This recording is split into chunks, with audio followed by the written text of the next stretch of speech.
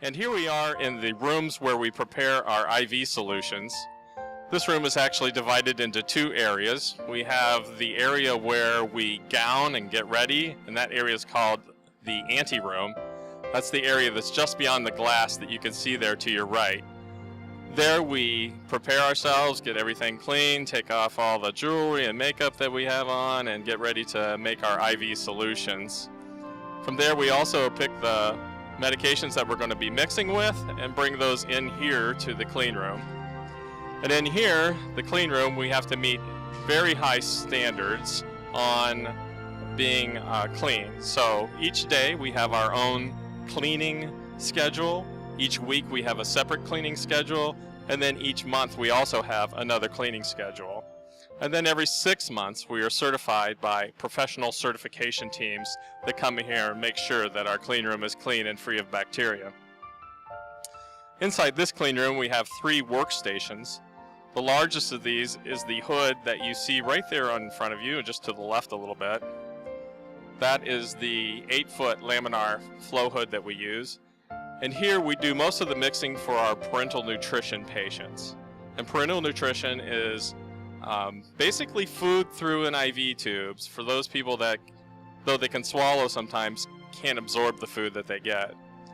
The machine that you see there, and I'm going to have Mark maybe go in a little bit closer on the machine. The machine there is called a Pinnacle mixing machine.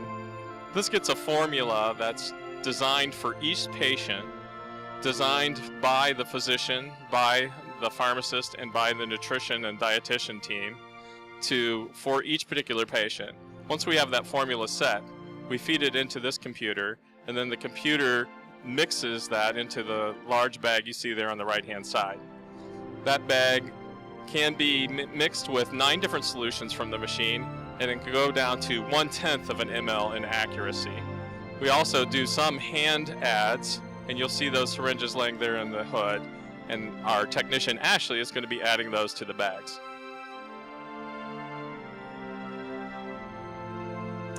The next hood that we have is a 6-foot laminar flow hood. This is where we mix most of our antibiotics and hydration fluids.